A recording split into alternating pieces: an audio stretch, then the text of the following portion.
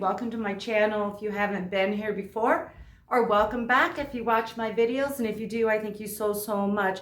I love to upcycle clothes and turn thrifted items into fun, edgy pieces or things that you can sell, and I sold for many years, but now I just do tutorials. I'm here for you. Today we are working with this blazer, and what I want to do, by request, a peplum. I want to turn this into like a fun, edgy rocker jacket with flared sleeves and a peplum that is a high-low design. It's going to be longer in the back and shorter in the front. And I will jazz this up as well. This is just a blazer from Vanity. I got it at the thrift store, but the tag says Vanity. It's a size medium. It's cotton, and there's a little bit of lace on it. That's 60% cotton. So let's get started. Okay, there are lots of different ways to do peplums, and I'm showing you sort of my quick, easy, edgy style way to do it. You can also, this doesn't have to be a blazer. This could be a shirt, a button-up shirt. It could be a jean jacket, and then maybe find a large jean skirt at the thrift store to add on the bell sleeves and the peplum, flannel shirt, whatever. I will do a quick little slideshow at the end of this tutorial and show you lots of different ways, pieces that I've created and sold over time. So let's get started. I first want to cut this into a high-low design. I want it shorter in front, and I want it to come to a point in the back. So I marked with a pin. I tried it on, marked it with a pin where I want this cut, and it's 8.5 inches up. And then I went to the back and I found the center and marked the center with my pin. This has a little panel here. It was easy to measure to find the center. Okay, so now I'm just going to lay my jacket out here on the table, and I am going to take these front two panels, line them up, and turn it sideways like this. I'm going to turn it the other way so I can see my pins better. Okay, so here's the pin in the back that marked the center. Now I'm just going to line this up really nice. And all I'm going to do is cut from the center pin all the way to this pin.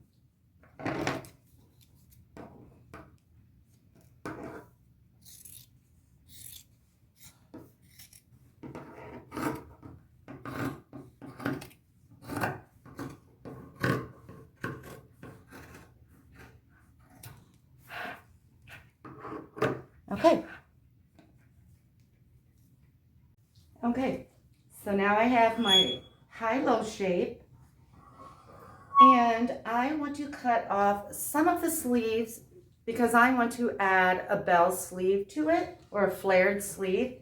So I tried this on, and these are pretty short sleeves. They only come to my wrist. So I decided, I put a pin in here, I decided I want to cut 7 inches off of each sleeve.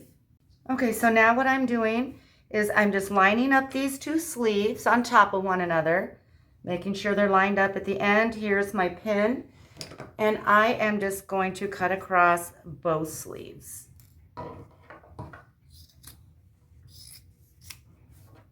Okay, so this already has a little bit of lace, but I'm going to add some more. I have a big basket of lace scraps, and from that I chose just kind of this tattered little white piece of lace, and I want to put it around this collar. And so when I go to my machine, I'll open that up so that I can sew easier, and I will cut it to a point here and just lay it all the way around my collar, and I'll keep it inside the collar on this. I don't want any extending past. And so I'll just go to my machine with white thread and stitch that on. I'll do 2 rows of stitching. I'll stitch it on first, maybe towards the edge, and then I'll go back in and stitch it closer to the neckline. Okay, I'm just using a fairly small straight stitch on this. And I'll just kind of lay it on as I go around the collar. Okay, now I have the lace all sewn on the collar. And what I want to do is jazz up the back a little bit. And I just kind of want to create a curved line. This jacket has some lace already on the sides. It came like that. And it's curved, so I thought it'd be fun to kind of echo that. And I just cut some random strips of lace. It ranges between 1 and 1.5 inches, and some are white, some are off-white. I just kind of wanted to mix and match these. And I just pinned them on. I stayed sort of outside the collar, came down, and I did this on my mannequin, which makes it nice, but maybe you could hang yours on a hanger and do that, or even just lay it out on your table. So I'm going to continue getting that pinned, and I brought it down to only here. Do you see that? I came up over the shoulder and stopped right here, and on this side as well. So I will continue getting that pinned. I will do a double row of stitching all the way down. I'll start on one side, small straight stitch, and come back and do the other side. Okay, so that's what this is looking like so far. And now I want to start on the peplum. And my peplum, I want to be jagged, kind of a rock and roll style, and it will be ruffly. And so the first thing I do to create my peplum is measure from this point all the way down to the end, the bottom here, up and around to this point. And I did that and I got 41 inches. And so I want to double that length because I want it roughly. If I just cut 41 inches, it would just be straight across. So I want to double it and cut my piece of fabric 82 inches long. And I am going to start my peplum at 17 inches tall. I will cut it after I cut the rectangle. I'll cut the jagged edges, but it will start 17 inches wide, tall, and 82 inches long. Okay, this is what I'm making my peplum out of. This was a dust ruffle or bed skirt, and the ruffle is cut off of it. I used that on a dress, but this isn't 82 inches long, so I'm going to have to cut two 17-inch pieces and piece them together. And I'll do wrong sides together so that the seam is on the outside, because this is just going to be frayed and funky anyway. So I will go ahead and get that done. Okay, so using sheets like this is so nice because all I'm doing is going to the edge and measuring over 17 inches, making a little snip, and now all I have to do is just rip this. And it'll be perfectly 17 inches all the way down. And I'm going to have to do that twice because this isn't long enough. Okay, so I have this piece all ready to go. It's 82 inches long and 17 inches tall. And now I'm going to take my electric scissors and make my jagged edge on this. And I'll put a link to this in my description. I just love my electric scissors. So I am just going to do random sort of shapes. Some will be taller, some will be shorter. I don't want to go any further than a third of the way up probably, so that I keep some length. But I'll just start at the corner.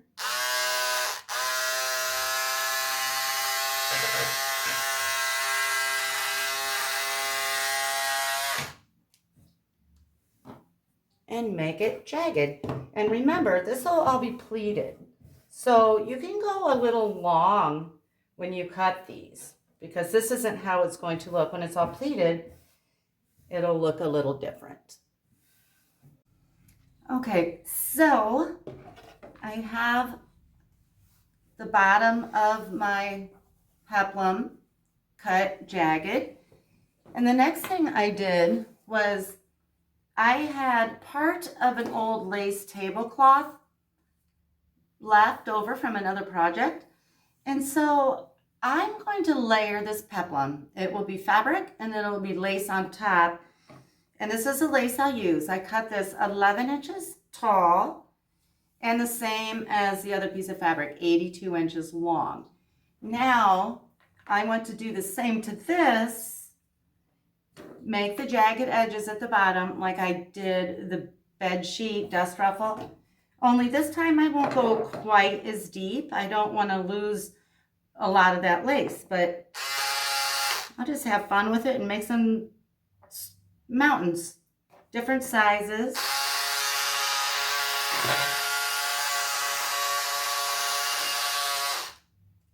Okay, I'll finish cutting that edge and come right back. Okay, so now what I'm going to do is stitch this lace to this fabric. And I want the side that's going to be on the outside of the jacket that you will see facing me. And then I will take that lace piece, also the side I want to see facing me. And I won't pin this or anything. I'll just take it to my machine and I will just line that up at the corner and just sew all the way down the top. And I'll just kind of line that up as I go through my machine. Okay, so I'm using a fairly small straight stitch on this, and I just have my edge lined up with my presser foot right here.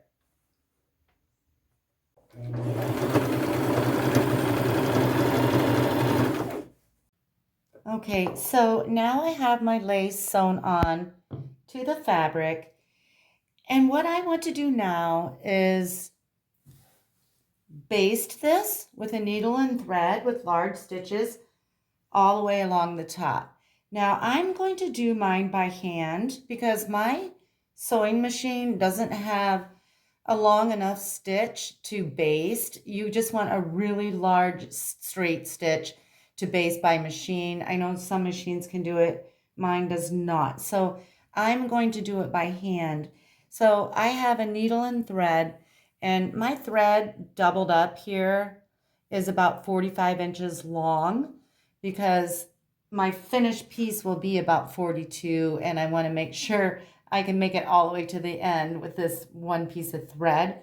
And so all I'm going to do here is start at the corner and just make a couple stitches. Now we will tug on this when we're done, so I might do 3 stitches because I want to make sure that doesn't pop out of there.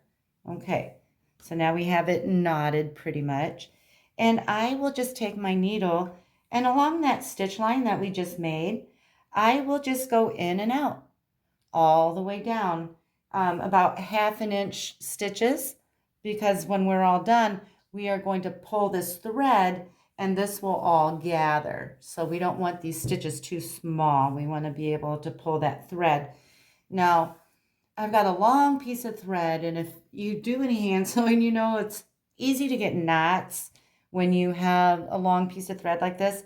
So what I'll do is I'll make a couple stitches and then pull this through, and I'll just keep my hand, there's the thread, I'll keep my hand in the loop there, and that just keeps it from getting knotted up.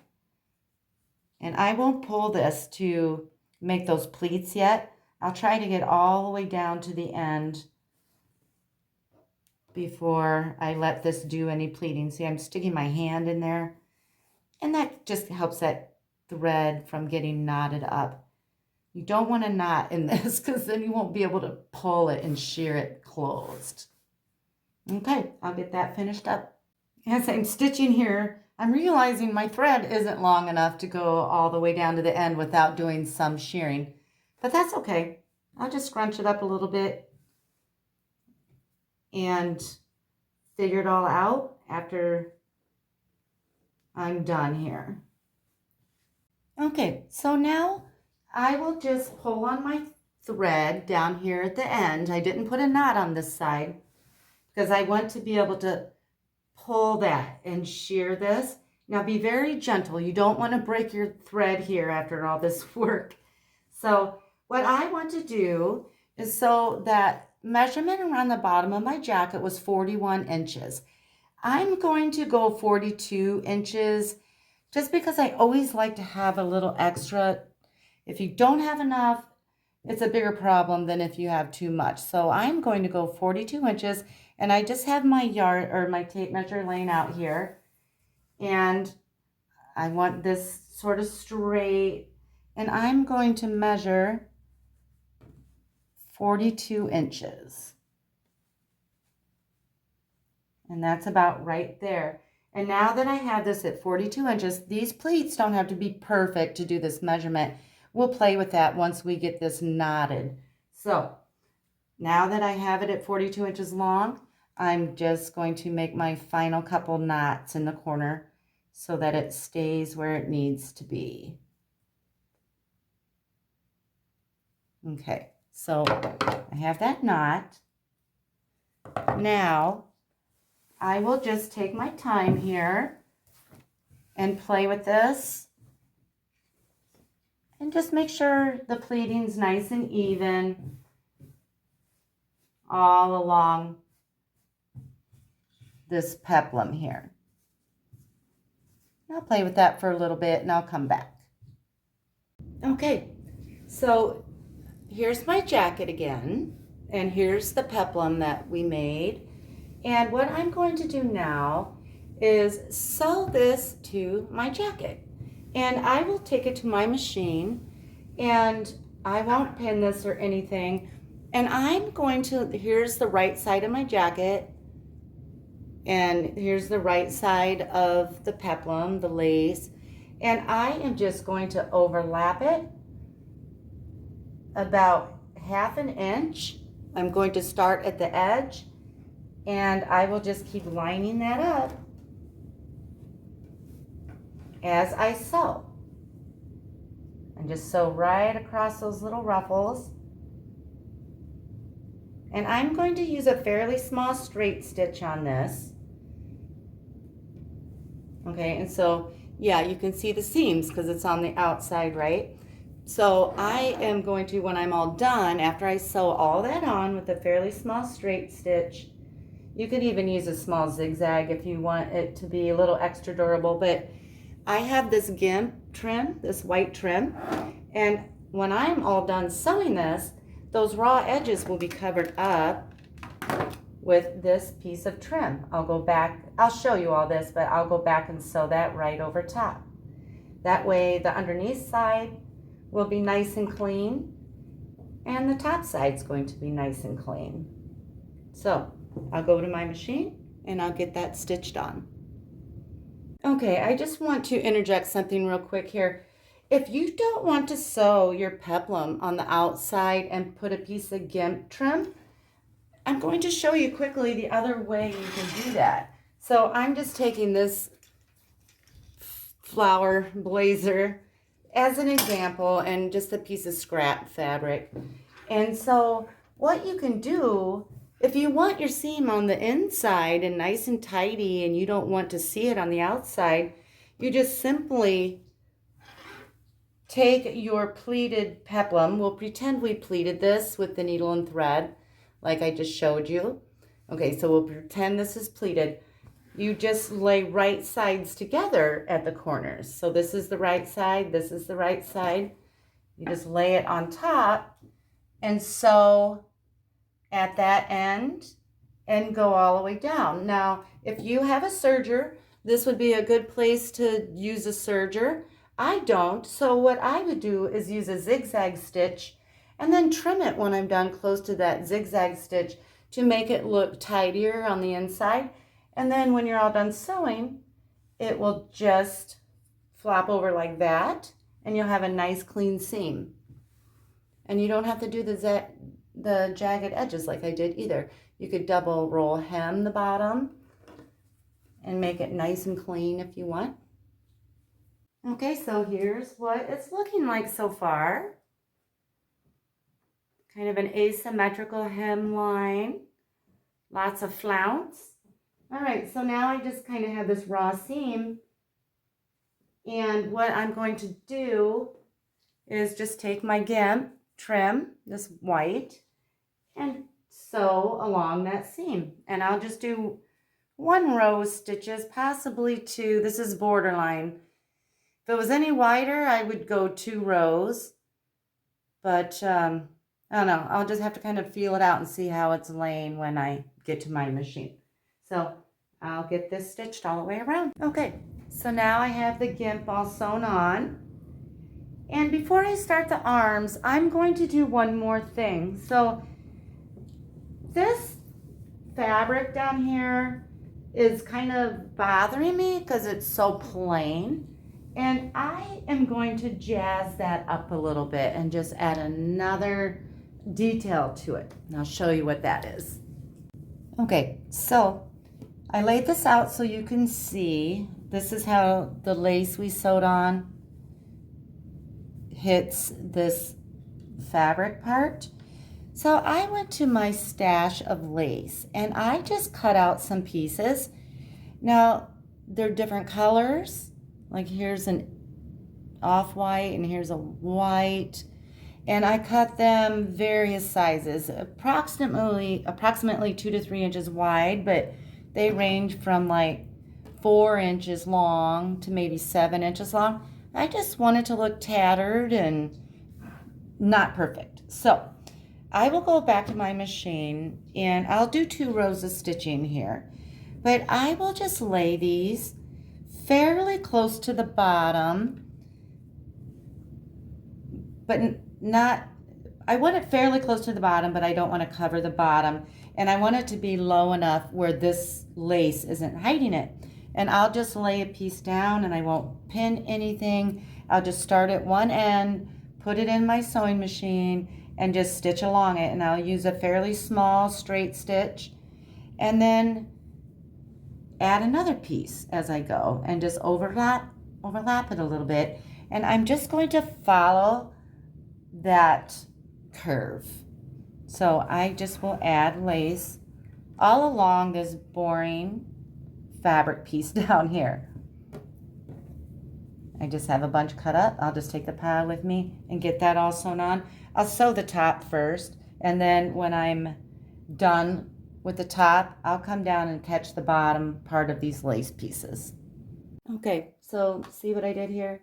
I just added the random pieces around the bottom just to add more texture and interest.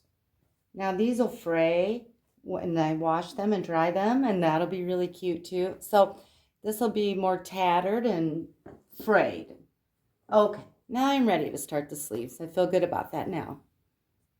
Okay, so I think it's looking really cute so far, but I still want to do one more thing to the peplum. You know, you're just kind of watching my process here, and sometimes you don't know until you're putting it together what is going to be appealing to you. What I want to do is put a little bit of lace that will extend. It'll appear like it's underneath this peplum and it will extend past it, you know, maybe an inch or two. So what I'm going to do is open this up. I'm going to sew this on the underside of the peplum, the wrong side basically. And what I did was I went back to that lace that we originally sewed onto the peplum, and I just cut out some jagged strips. And these are, you know, it ranges from maybe 1 inch to 3 inches in spots, and they are just kind of jagged and messy. And what I will do is I'll go to my machine and I won't sew on this end of the peplum. I will just sew along the bottom, and I will lay this about 1/2 inch onto the peplum. I'll put this in my needle in my sewing machine, and I will just kind of pleat it to make it fit those curves. But I'm not looking for a ton of big pleats to make it super ruffly, but it'll be a little bit ruffly just because we have to pleat it to conform to those curves. And these are short because I just had a short piece left. Otherwise, I would have done a long piece. Then I'll just overlap that one an inch or two and just kind of work it along that bottom edge.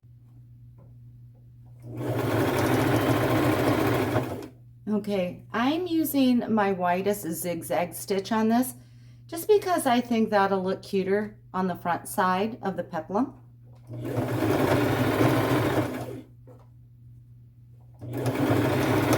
Okay, so here is the bottom of the peplum. I think that is super cute and it looks so much more finished. Very happy with that. Okay, so now what I want to do is make that wide sleeve. And this will be sort of, have you ever seen the fairy dresses sort of with the sleeve kind of coming to a point? Basically, that's what we're doing. And I'm using this pattern. Okay, and I'll show you how I made that. Okay, so the first thing I did was I went to the end of my sleeve that I had cut off and I measured across and I got 5.5 inches, 5.5 inches. So I want my pattern to be 6.5 inches across because I want to add an inch for seam allowance because we will be sewing on both sides. That's why the seam allowance is so much. So 5.5, I'm adding an inch for seam allowance and I get 6.5 inches. Okay, I'm gonna bring the camera down lower. Okay, so I tried my blazer on and took a yardstick and measured down from the blazer to how far I wanted it on my hand or not on your hand, wherever you wanted it. And I got 11 inches. So I made this actually 10 inches tall because I'm going to add about an inch of lace down at the bottom. So my measurement this way is 10 inches. So how I made this pattern is I just took a piece of craft paper, and you can use whatever you want. And I should have had this laid out. So this is longer than I need it. I only need it 10 inches, but I want plenty of room to work with. And so I folded this in half. Okay, so that I had a nice crease to measure from in the middle. And I marked mine with a dotted line. It says fold right here. And so I went from that crease, and since I want my cut piece to be 6.5 inches, I divided that by 2, which is 3.25, and I went from that crease and measured over 3.25 and made a mark. Then I went to the crease again on the opposite side and measured 3.25 and made a mark. And then I took my, well, you can actually use a ruler. I want it 10 inches this way. So I measured from the top down 10 inches, made a line here. From the top down 10 inches, made a line here. Now I'm going to connect those two and make a nice straight line. Okay, and then this part down here at the bottom, how I made that work is I went to that crease again and I measured over 10 inches. That's just how wide I wanted this, 20 inches wide.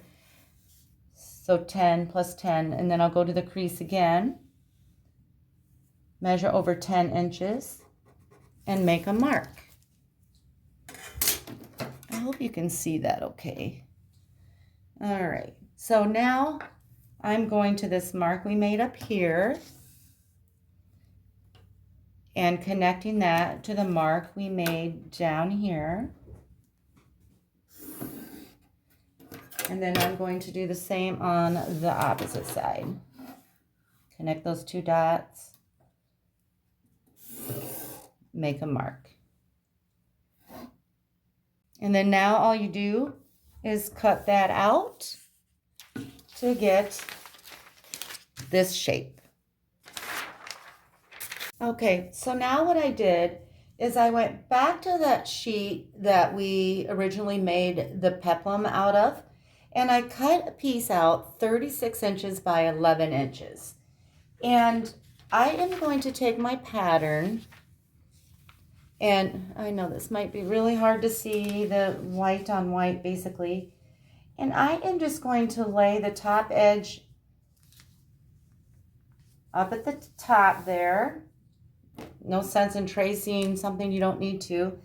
And I am just going to trace it out. Now I'm using black marker.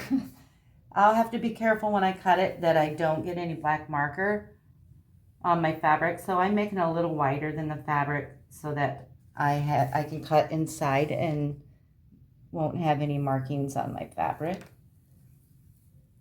But if you use chalk or something like that, you don't have to worry about doing that. Okay, so I traced one. Now this is doubled. I folded this over. So I'm actually creating two with each one of these patterns, two for each arm. Now I'll just set this and trace around this one as well. And now I'm just going to cut those out.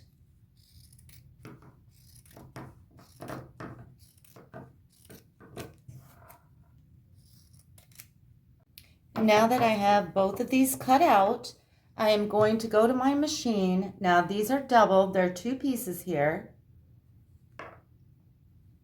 And I am going to stitch just one side of each sleeve. And I will use about a 1/4 inch seam allowance. I will show the seams. It'll be wrong sides together, but on this it doesn't matter because they're the same on both sides. But basically my seam will be on the outside.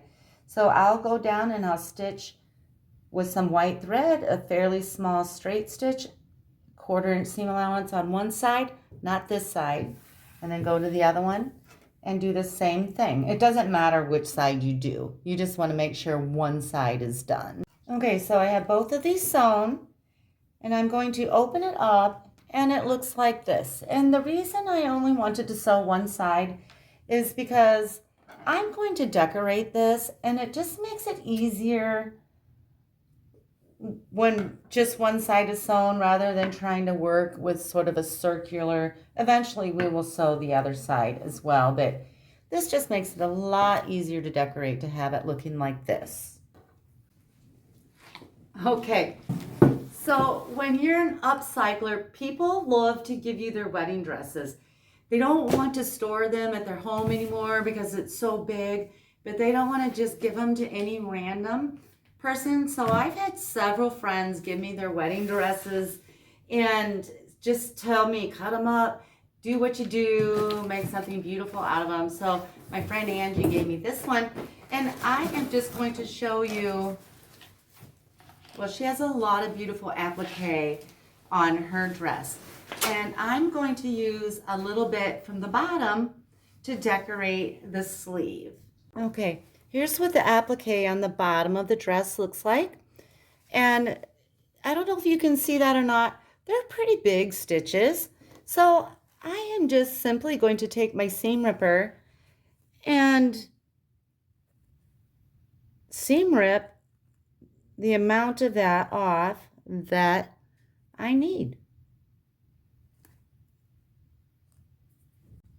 So this is old, and the lace wasn't liking the seam ripper, so I am just cutting it off. I'm just cutting around that applique.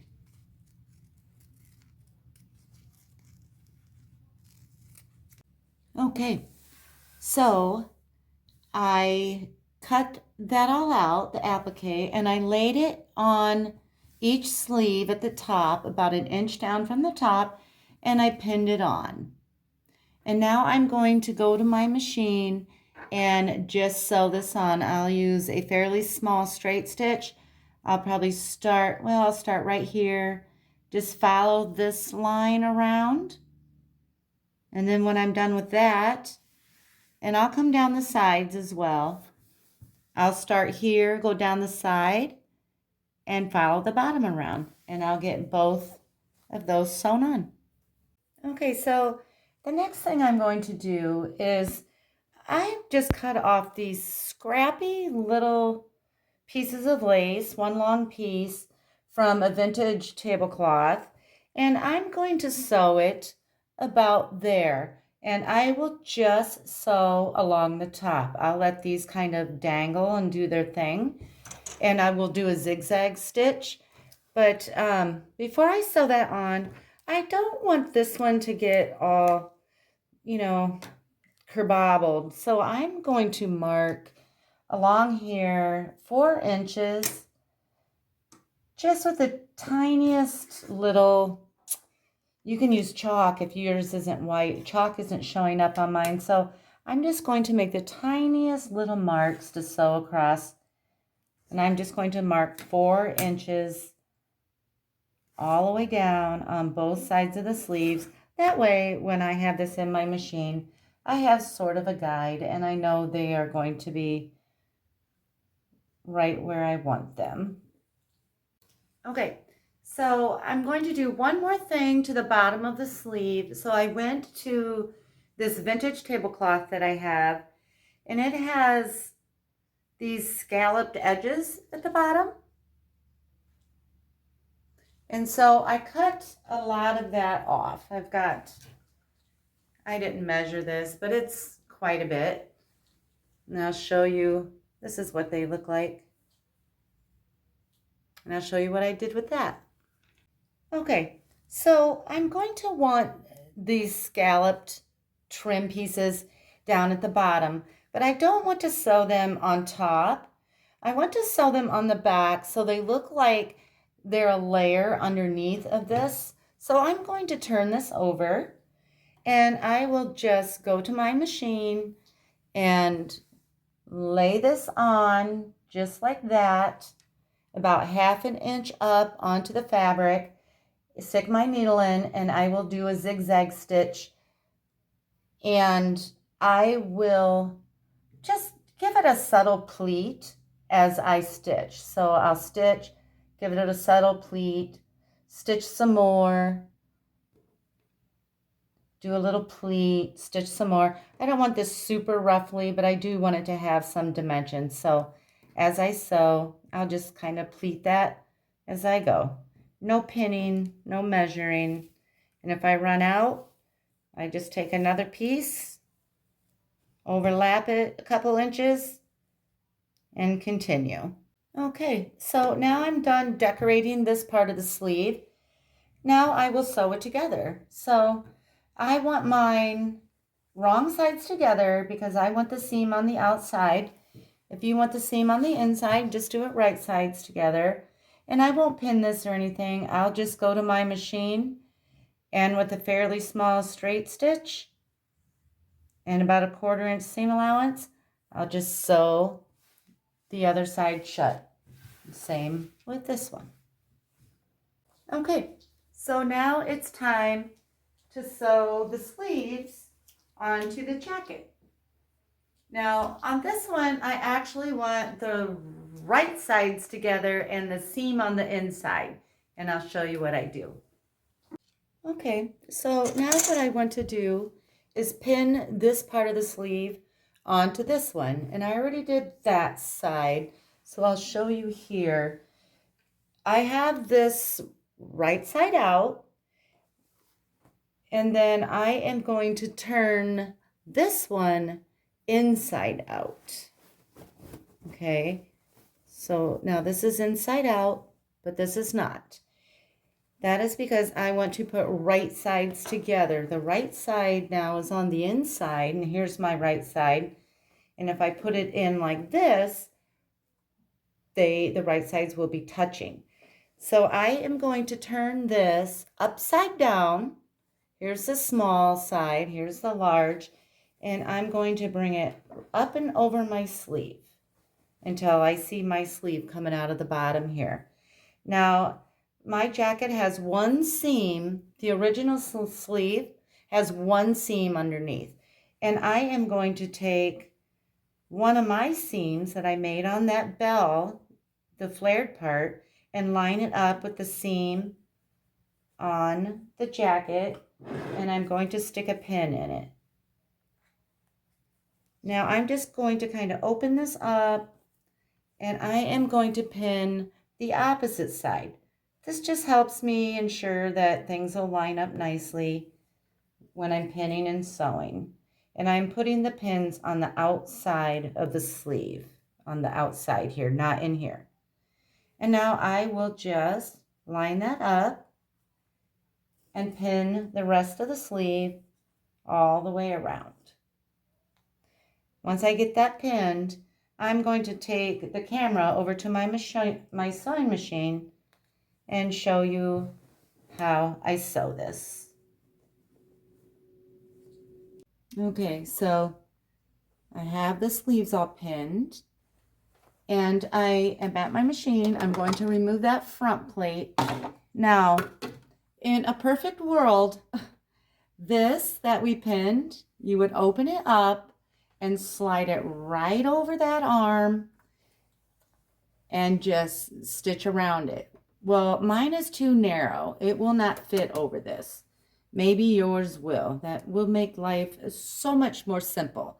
But I can still do this. It's not a big deal. I will just grab one side and kind of push the other down and slide it under my presser foot.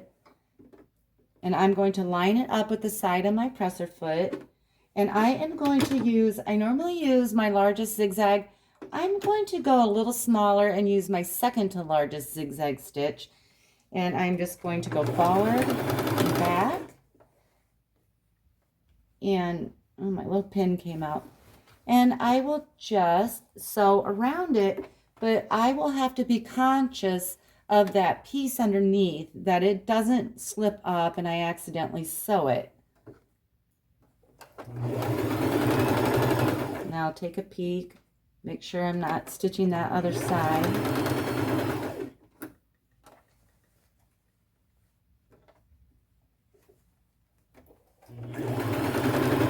And I'll just go all the way around both sleeves. Okay, I just got the sleeves done. I haven't looked at them yet. I always love this part where you can kind of see it really coming together. And this should be the last thing we do. So let's see. How pretty is that? What's this one look like? Okay. Gorgeous. So I am going to wash and dry this because I want all these raw edges, the edges of the lace, to just fray and be kind of magical and soft looking.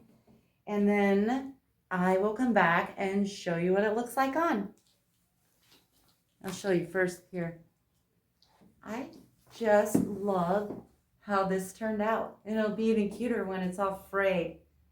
Here it is, all washed and dried. And I threw on a lace skirt and a little top.